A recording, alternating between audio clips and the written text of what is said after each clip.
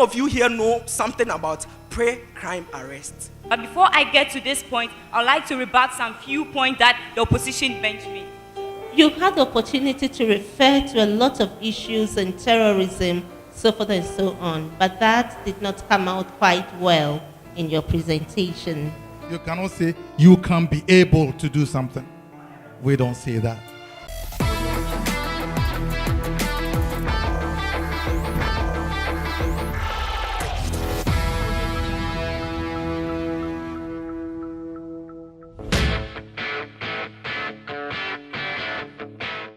Once again, welcome to yet another exciting dialogue on the Yas Intellectuals right here at KNUST College of Science Auditorium in Kumasi. It is still the knockout stage. Let's join in the battle of the halls. Who emerges the primus inter pares, the first amongst the equals?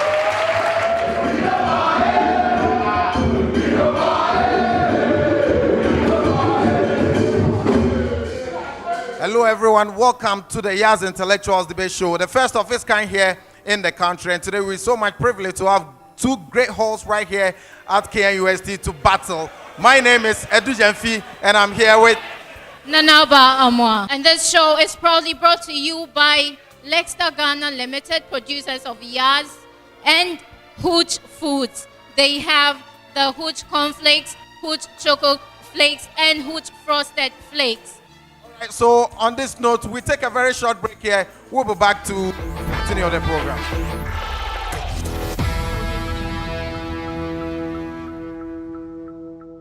'21st century design.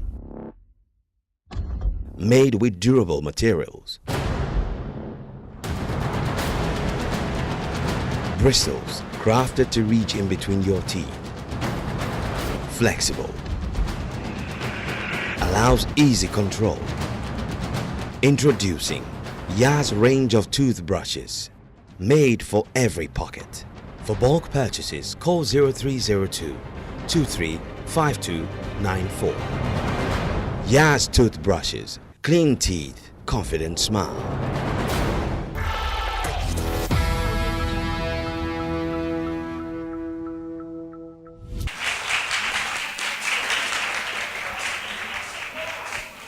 Okay, welcome back from that break. So today, I believe that the debate is going to be very heated because the halls we have are two amazing halls. Yes, University Hall, popularly referred to as Katanga. The destiny of this university lies in positive dynamism for Damata Katangese. We are the best hall. First and foremost, we are called fellows, or fellow Katangese. And I would say that God himself is a fellow. Katanga is the best hall simply because we dominate in every aspect and we excel in every aspect. This is a hall that won the recent KNUST Inter-Hall debate contest, and we surely are taking this contest hands down.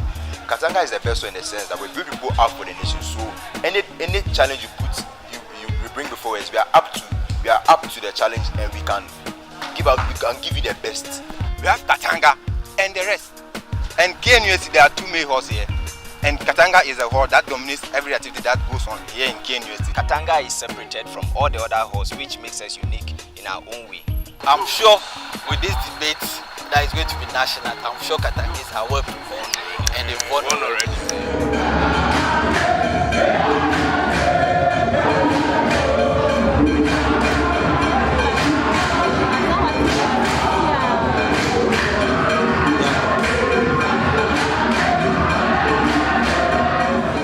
And we had with us here also Republic Hall. Set the pace! Now let's talk about Republic Hall, the great Republic Hall. Trust me, lots of people boast about their halls. We don't boast, we talk about reality. Wherever we go, we set the pace. Whether it be in Ghana, West Africa, East Africa, Africa in general, in fact the whole world, we just set the pace. Rapport has taken pace in everything. When it comes to academics, entertainment, sports, and facilities. And I'm not going to talk much because empty barrels make the most noise. What do you want to know about Republic Hall? We're simply the best. In everything we tend to lead. For about 3 years now, KNUST has won debate competitions in Ghana. And majorly, they are constituted by people who stay in Republic Hall. When it comes to academics, we're also number one. With regards to this upcoming debate, trust me, rapport is going to be rapport. We're going to set the pace. We're going to be the best. You're just going to destroy the whole place for you guys. Is it about debate? Come on, don't even go there. I mean, watch out for us, intellectuals. We are coming like kakai, kakai.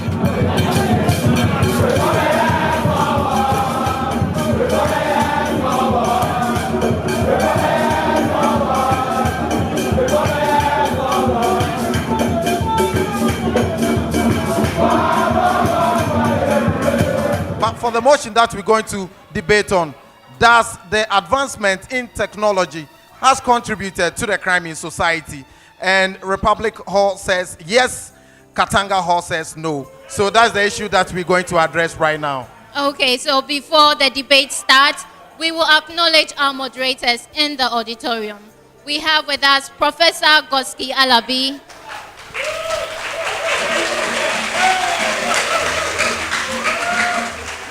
And we are also privileged to have Dr. Oseni Adam.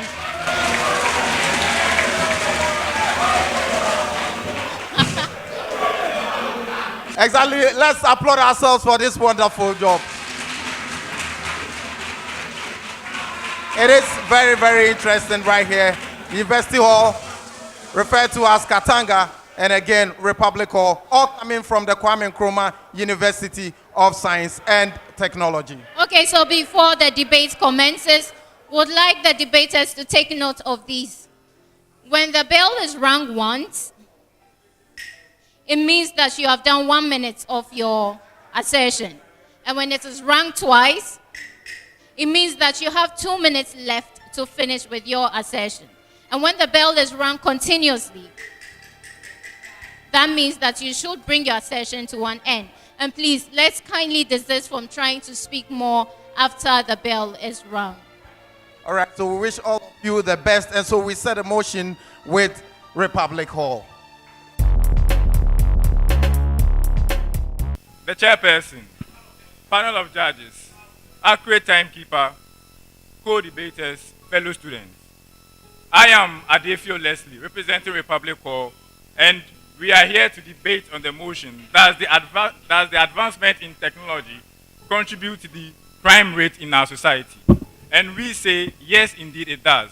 But to what extent does this rate, or does this contribute? And we are saying that it contributes to an increase in the crime rate. Now, there is this popular statement, or there is this popular notion that the more sophisticated our lives are, the more sophisticated our problems would be. And notwithstanding this, when you have advancement in technology, you are definitely going to have the problems associated with advancement in technology. A problem known and understood makes identifying the solution easier. We would want to also allude to the fact that yes, there are other crime rates, or there are other issues that affect crimes in Africa. Particularly, you can point to the fact that there are political factors such as state fragility, state failures, and as well as inter-ethnic injustices, which also contribute to crimes that happen in our country. Like, for example, you can cite an example with the case or the genocide that happened in Rwanda. But that notwithstanding, United Nations Office on Drugs and Crime actually alludes to the fact that economic factors also push Africans to commit crimes. And in our case as the proposition here, is that the advent of advanced technology has indeed contributed to one such economic factors, which is unemployment, that push individuals to commit crimes. Now, first and foremost, we would like to look at the impact of technology, and we would like to look at artificial intelligence on employment.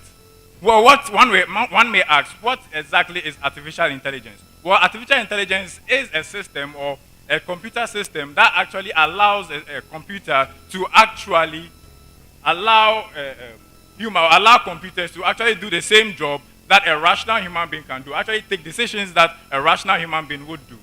And I would like to cite an example with this. There's this program or this system called Enlightic, which is a system that is 50% better at classifying malignant tumors than 3 expert human radiologists that are working together.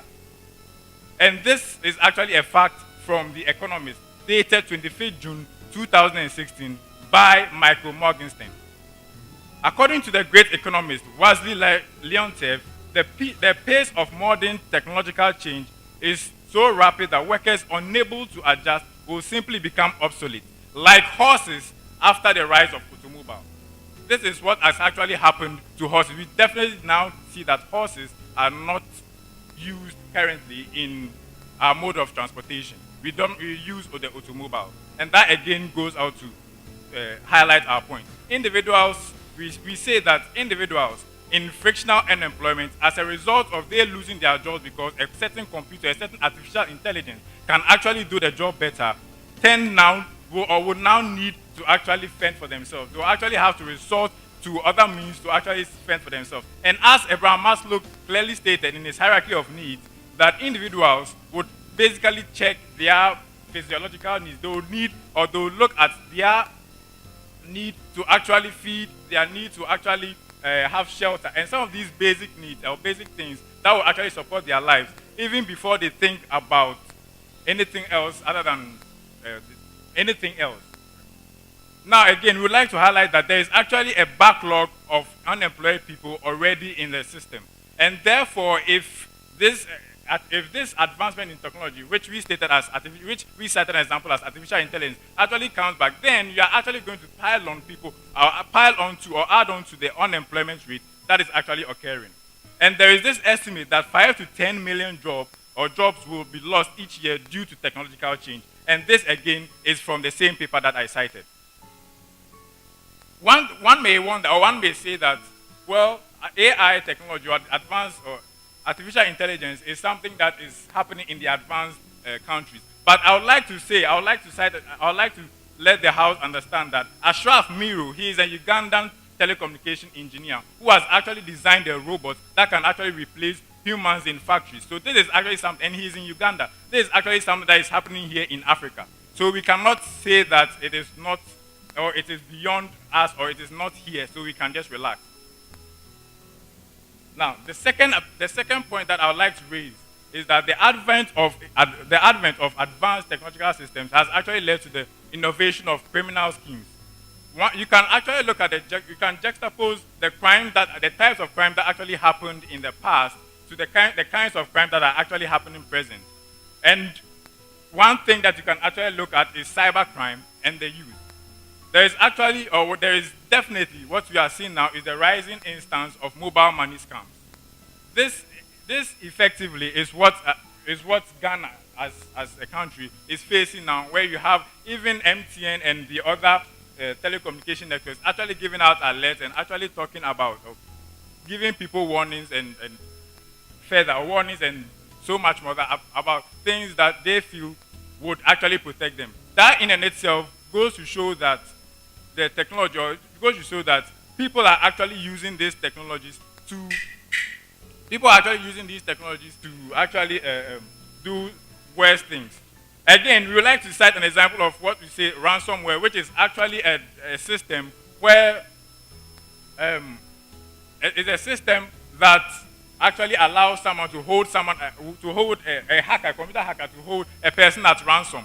Why or how do they achieve that? They actually do that by putting in a sort of malicious code to the user of the system or the user of the computer. If the person does not input cryptocurrency, for example, bitcoins, to the hacker or to the person who is actually sending that ransomware, then that person would not be able to use their system. This is what technology is actually bringing. This is the sort of innovative schemes that the criminals have resorted to now. You can also cite an example that, or first, before I go that, I can say that in an article from the Institute for Security Studies by Mark Shaw actually states that Africa has become more vulnerable to general online security threats, intellectual property infringement, and the theft of personal data. After all, 80% of all PCs are infected with virus and other malicious software. And we'd also like to look at the impact of social media technology as a source of cyberbullying, which is in itself a crime. And cyberbullying has actually led to the depression, which inherently leads to suicide, again a crime.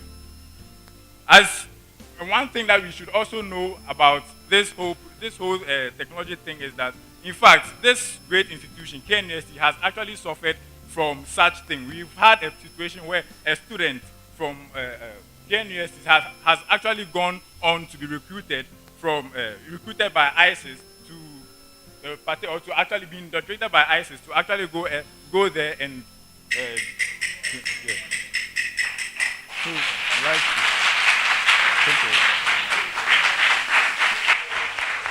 Thank you very much, first supporting speaker for the motion. We now call on the first principal speaker against the motion. Panel, let's not be brain chained and brain shackled by the arguments that my opponents are bringing on board, because crime has been in existence long before the advent of technology. Before the creation of guns and bombs, things, before the invention of even swords and knives, you could see people killing each other with their hands and their fingernails. Why do we then push this blame to the advancement in technology? The chair panel of judges, our creator timekeeper, distinguished guest of honor, ladies and gentlemen, I am Justice Apia, and a resident of the University Hall, the only university in a university, and I'm speaking as a principal speaker for the motion. Does the advancement in technology contribute to crime rates in a society? First and foremost, I would like to explain some key terms in the motion. What is advancement? Advancement is to promote a certain course or plan. And what is technology? The practical application of scientific knowledge. Then we need to look at one thing that is very key in this debate. That is the word contribute. When we say contribute is to add up or is to be responsible for something or an action. That is when it levels the debate to a playground where we can all understand that the advancement in technology increases crime rate in the society, and which we say no to this because it does not increase crime rate in the society. Now let's paint two pictures here. A picture whereby there is advancement in technology and there is high crime rate, which we think it doesn't exist, and another picture where we are going to forgo technology in the system, and we are going to look at forgoing these technological devices, and would it even reduce crime rate in the system? The answer is no. Now, let's focus on the processes within which a crime is committed. First and foremost, how has advancement in technology helped before crime? And how has advancement in technology helped through the process of crime or during the process of crime? Then the last thing I would like to talk about is how has advancement in technology helped after criminal activities? Let's take the first one. First and foremost, let's talk about how it has helped before crime. You see, I would like to talk about what? Crime detection and crime prevention. With the issue of crime detection, we can all attest to the fact and day in, day out, we can see around us the CCTV cameras, we can talk about what? Tracking system, we can talk about GIS mapping systems, which continually bring about surveillance in the system. That is one thing. It continues to monitor the people in a certain society, and these things would keep these people on check that in case they indulge in criminal activities, they will be held culpable for their actions. That is one thing that advancement in technology has brought. Another thing that I would like to talk about is what? The GIS system, mapping system. It is a very nice thing, and we need to embrace it. It is even being taught in this university that we tend to focus on the places more than the people. Where places whereby criminal activities are more, we tend to what? Always and constantly pay attention to these places, so that in case there is any instance of crime, the police will find easier route to reach there earlier, and it will alert other people around that area to head on to safety or safeguard themselves before they are also attacked. Isn't technology good in this sense? Another thing I would like to talk about is what? Crime prevention. Let me amaze you. How many of you here know something about pre-crime arrest? Pre-crime arrest is something that amazes us. Before an individual commits crime or before he has intentions of committing crime, we have technologies that can detect this and arrest the person. Isn't this mind-blowing? I believe we need to give up to technology. Just clap for technology. It is helping in the curbing of crime. That is one thing we are pointing out. It is helping. And how do they do this? Because it plus systems, that's AI systems, which which I'll leave the rebuttal for my opponent, for my first supporting speaker to come and handle. Let me focus on the content of my argument. These things help and track every individual in the system. Try to check your intentions with and cooperate and perpetrators of previous acts, and try to think through how you are going through your day-to-day activities, and try to bring as a result one thing that we need in the system, that is, it will track you down before you go and commit this crime in the society. Another thing that it has helped here is e-policing. What is e-policing? E-policing is bringing community policing into the internet, whereby citizens in a vicinity or in the society are being informed about the crime issues going on in the society, so that in case they hear of anything like this, they can post it at a very fast pace, so that the security agencies can get to know of this thing, and they can go and resort and help these people. That is one thing. And e-policing is very good in the sense that it also keeps the people on check, because it gives them it gives them an alert that in case there is anything around your area, you click the button, just a click, and the police will come. Another thing that I would like to focus on here, but before I continue,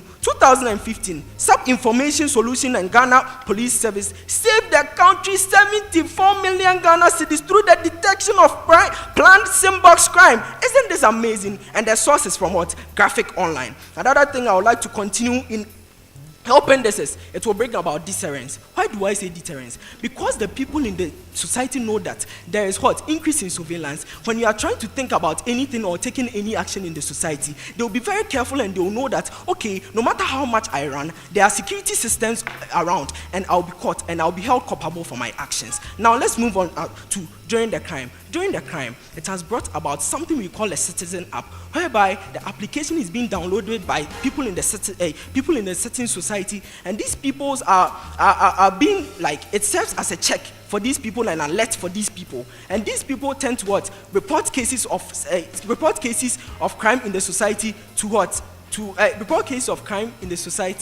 to the police and security agencies. Now let's talk about during the crime, after the crime. After the crime, you can talk about forensic sciences. Forensic science is the application of science in law. That is one thing that has helped in the society. That is where fingerprints and DNA DNAs are being tracked through investigation to help improve our judiciary systems. That is the criminal justice system. And one thing we have seen, that looking at United States of America and looking at places like Netherlands, they have a trust in their judicial system, because they believe that if someone is being accused of any crime, there is no way the person has not done it, because there are forensic sciences, your fingerprints will be checked, there is a database analysis system which will check everything that you continue to do, so it will prevent you from doing these things. And the last thing I would like to talk about is the issue which is at stake.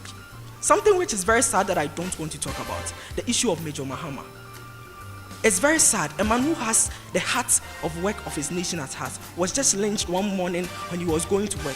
But thanks be to technology, we can all see that the perpetrators of this act have been caught. Another issue that we can talk about is the Kaswa police shooting, whereby the police was shot whilst patrolling a certain area, and these perpetrators were caught, and right now they are being prosecuted just because of advancement in technology. The last thing is, okay, if advancement in technology is not causing this, then what are some of the things that is causing this? He clearly stated some of them. That is economic factors like poverty, economic factors that are really pressing the people to do these things. And that is what technology brings. It has brought about productivity, which is helping to curb economic issues in the nation. It is tackling the issues from the grassroots. It is tackling these issues from the grassroots, which is going to go a long way to help in the nation, because this is the case. My first supporting speaker will come and talk about the factors and how it is helping to tackle this thing. It is not only killing and fighting against crime, it is also eradicating, terminating, evaluating and evacuating crime for our systems.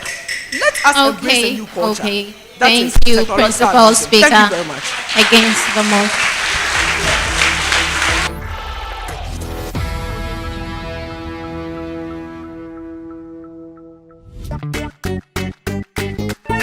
I've got yes comfort. I've got yes confidence. I've got yes freshness. We've got yes protection. Ultra thin, wide wings and leak guards. Yes sanitary pads give you maximum comfort, hygiene and protection in a resealable pack. We've got yes protection. Yes sanitary pads. Maximum protection, maximum confidence. Don't worry, we've got Yas protection.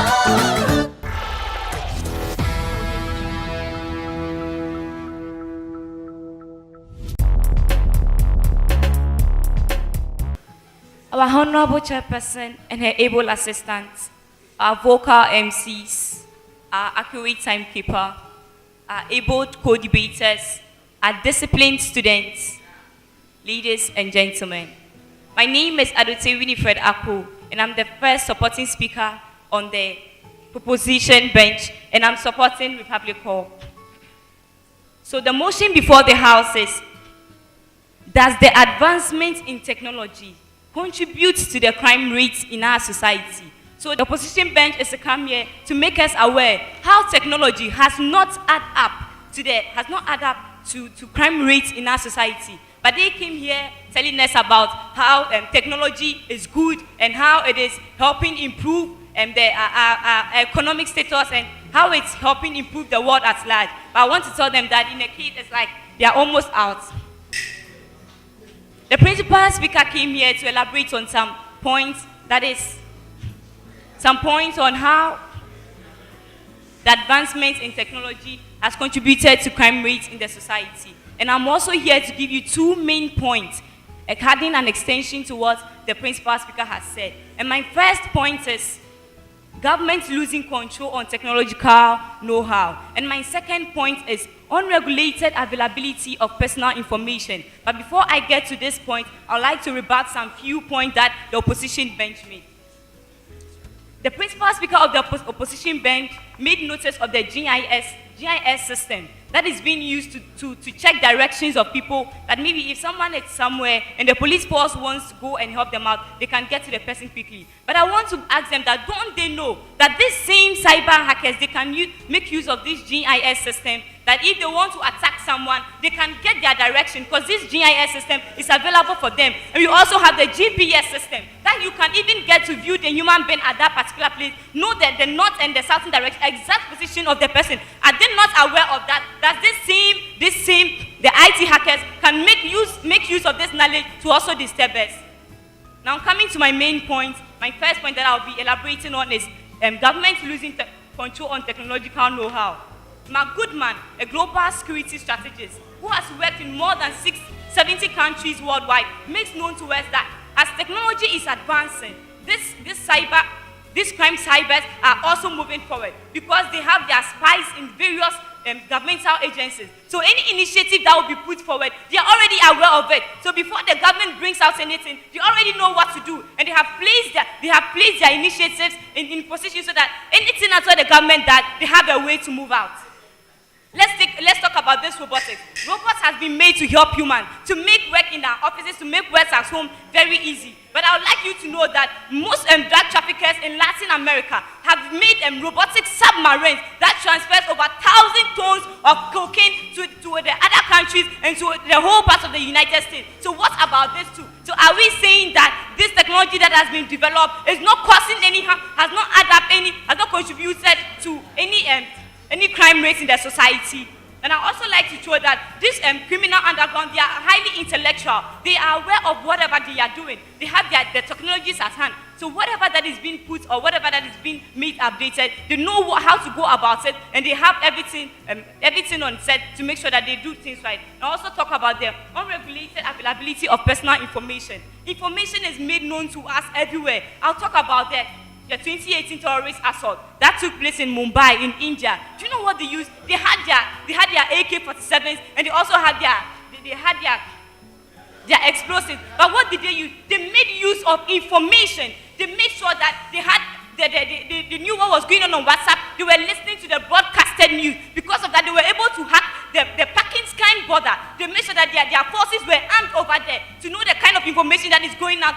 Do you know how they were able to kill their hostages? They did that according to background. If they know, they even use search engines to be able to locate which people are rich and which people are poor. So the rich people are very important to us, and the police force will be trying to come for them because they are very important to society. So they try to keep them, and they try to eliminate the less privileged people. See the way they are using information. Information is being known to us everywhere. You move to Facebook and you have this.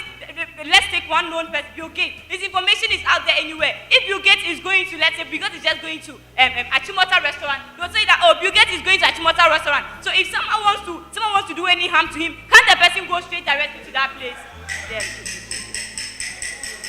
So what I would like to say is that the advancement in technology. Thank you very much. First supporting speaker for the motion. We now call on the first supporting speaker against the motion.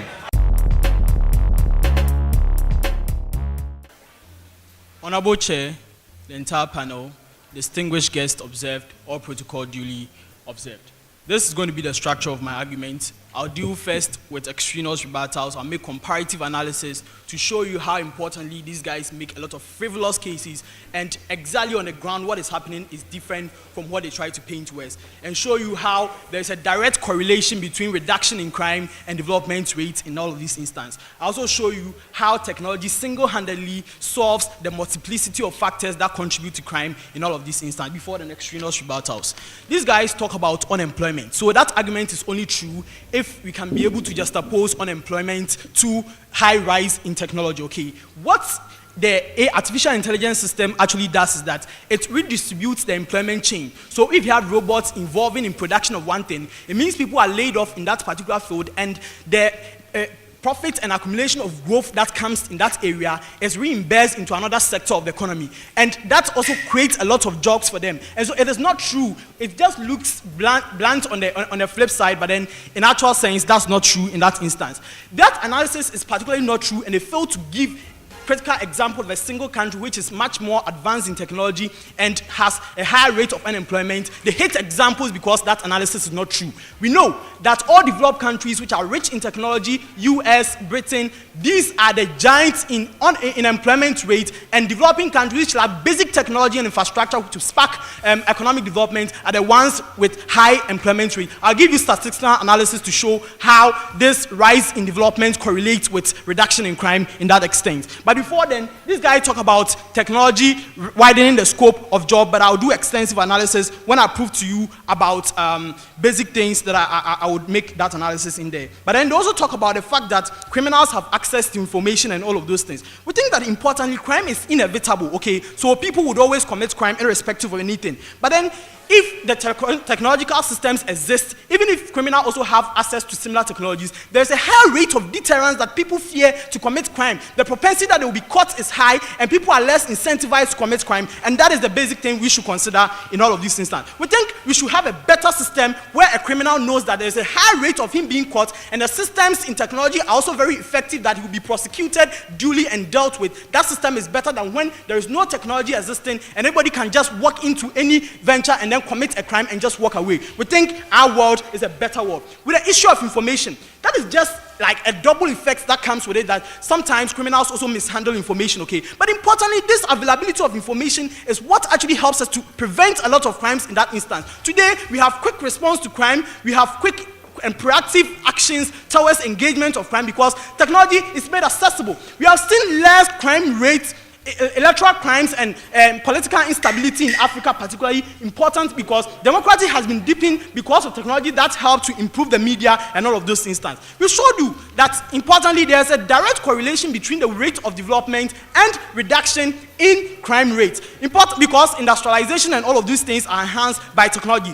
Basic statistical evidence has been tendered in to the panel. We think that is generally over the past 30 years there has been significant reduction in crime rates in the country. One of the most credible sources of computing researches involving crime rates is the United Nations Organization for Drugs and Crime. And the comparative research they make, they showed us that there has been general reduction in crime in G8 countries. These are the most developed countries with the most sophisticated technologies that these guys talk about. We see crime rates adequately reducing in that area. There are vast of evidences have also tendered in. We see that all violent crimes have been reduced in the US by 35% since 1970. This clearly shows that the occurrence of crime is exclusive to the existence of technology in this stance. There are a lot of things that cause people to commit crime, like they talk about that importantly there are like we think that technology also helps solve the crimes, other causes of crimes. Like for instance, if we have better educational system, it helps to produce well-informed citizens who are well civilized because of the improved technology. Well civilized citizens are less incentivized to commit crimes because they behave better and understand systems better. This is the major feat that technology brings. The globalized worlds and the breakdown of the polarity that exists between the world is one that makes interactions very frequent, and people see themselves as a coherent unit together, and the incentive to commit crimes like ethnic violence, which were very rampant in developing countries, for instance, have been eradicated entirely from the system because of the introduction of technology. I told you earlier about democracy, how particularly a continent like Africa was troubled with political instability. Because of the advent of technology in our electoral system, with free media and electronic flow of information that checks accountability, we think there is much more transparency in the political system, and democracy has been deep in solving a lot of crimes and all of these things. Second supporting technology speaker. doesn't just prevent crime, but it also solves the Thank other you. factors that commit crime. Thank you.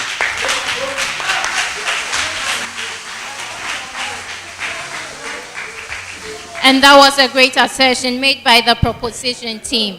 All right, we would like to acknowledge Lexter Ghana Limited, who produce Hooch Foods. They have the Hooch Cornflakes, Hooch Choco Flakes, and Hooch Frosted Flakes. And the exciting news is that each pack has a free exercise book, which means that Lexter Ghana Limited is fostering national cohesion through dialogue. They believe in that cause. They also have, in the big size, which is the 500 gram of Hooch Cornflakes, they have 10 pieces of 50 grams Hooch Cornflakes. So when you have one big Hooch Cornflakes, you can have 10 pieces of Hooch Cornflakes within that pack. And each pack is airtight, neatly sealed, so you can eat it anytime, anywhere. Okay, can we have the second supporting speaker for the proposition team? The chairperson, disabled assistant, accurate timekeeper, my co-debaters, and ladies and gentlemen. With all that has been said and done by my principal speaker and his supporting speaker, we get to see that with each good that technology has to offer, there is a flip side to it, and it can be manipulated due to how sinister the criminal mind can be. We tell you that with every step forward that technology takes forward, crime can equally take a same step forward or even a farther step forward. Simply, I am going to illustrate this with Mark Goodman's quote from his interview with CNN. He says, "Criminals have kept a step ahead of police in using some technologies since all advances can be exploited by criminals and or terrorists."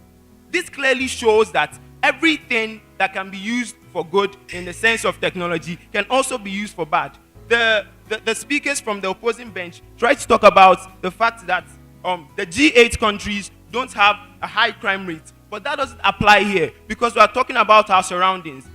Africa is at the bottom of the digital divide.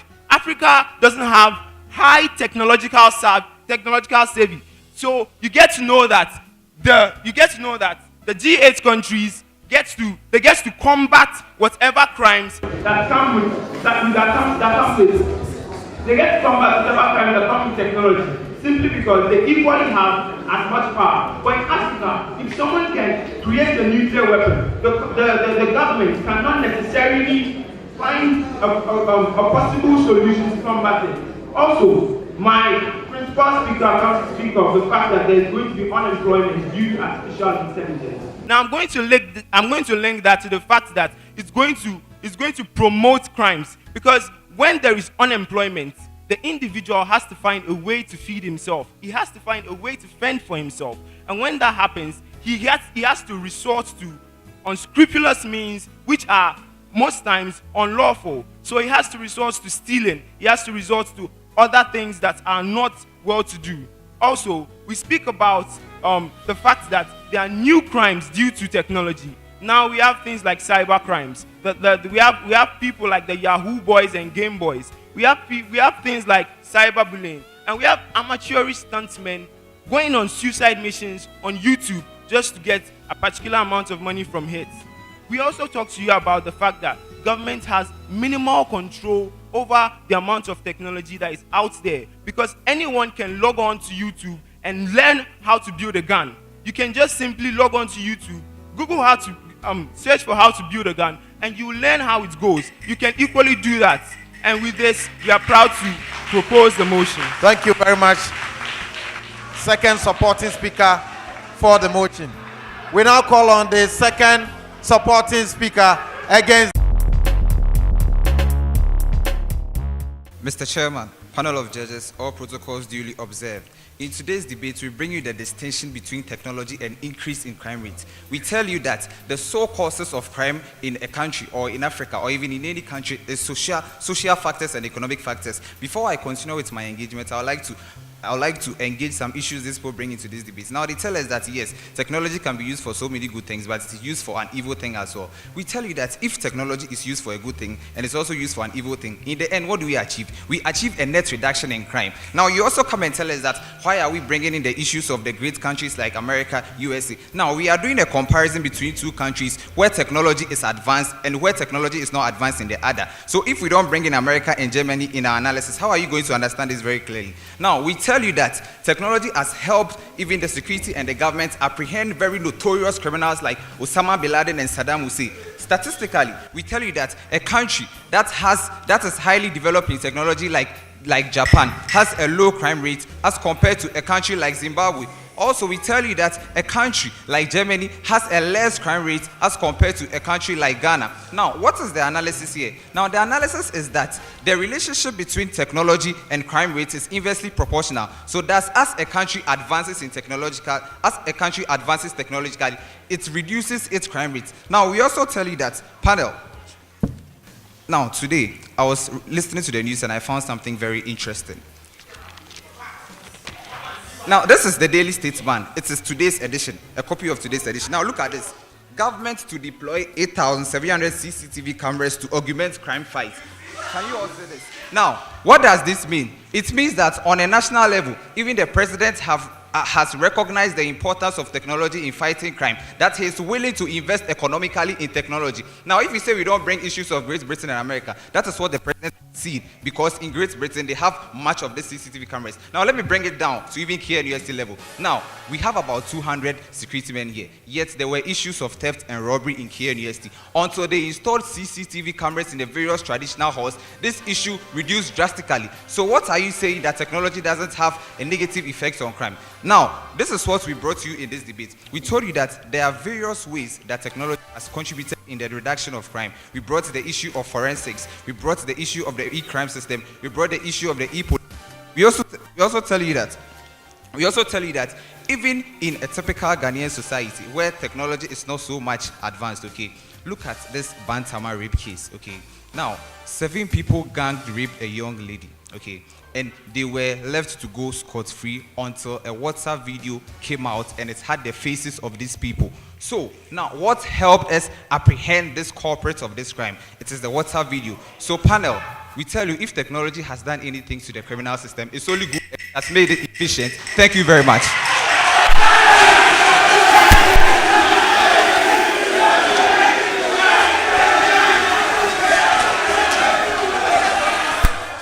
I'm sure from the arguments raised by both opposing sides of the divide, ladies and gentlemen, I'm sure you've made up your own mind and you are convinced whichever side you have taken. But we'll come back after the break to continue the program.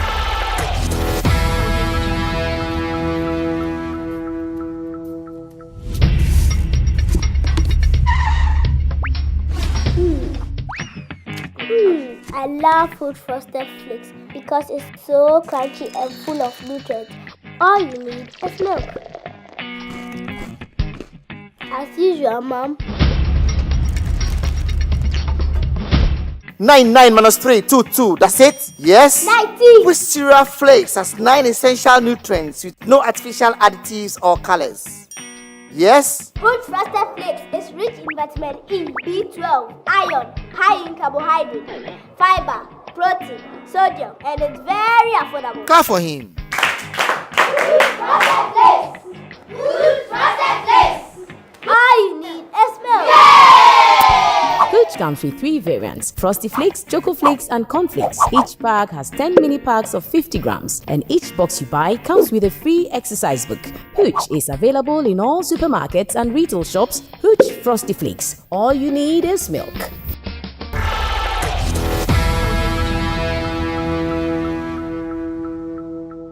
So you welcome back from the break.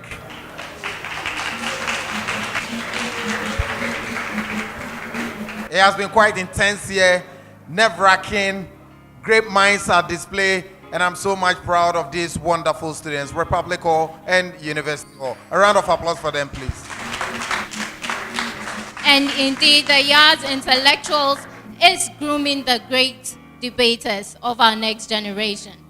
All right, so I understand our moderators are ready with a score. Shall we hear them, please? Once again, you would agree with us that we've had a very stimulating session. Independently, the judges scored. One was 28, and another scored 13.5. Then the second scored 13.5 and 20.5. So,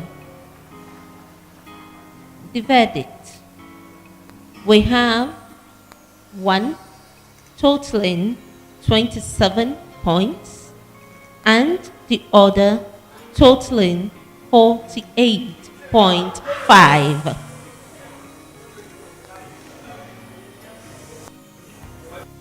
And now, sometimes there are surprises, you know, you can never tell.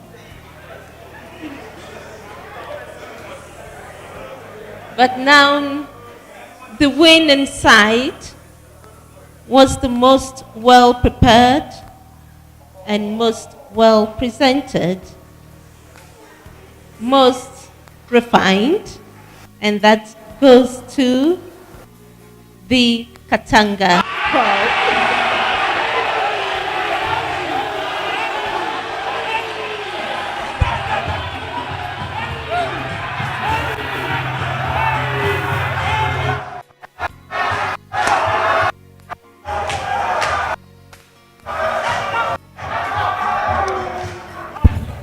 Okay, so thank you very much.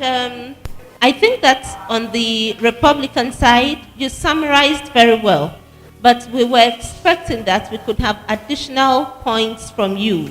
Much of your points were summarizing what the earlier speakers have said, and that related to robotics and cyber crimes, I think. Mainly these were the points. You had the opportunity to refer to a lot of issues and terrorism, so forth and so on, but that did not come out quite well in your presentation. The second supporting speaker was definitely phenomenal on the side of Katanga Hall. You were very poised, you presented well, you referred to issues, you were not personal at all in your presentations, and you summarized well and added additional points which made the entire presentation very strong.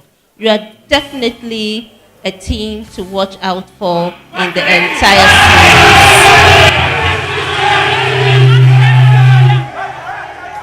series. The two sides did very well, and I'm always particular about the use of language, which is the bedrock of all what we said.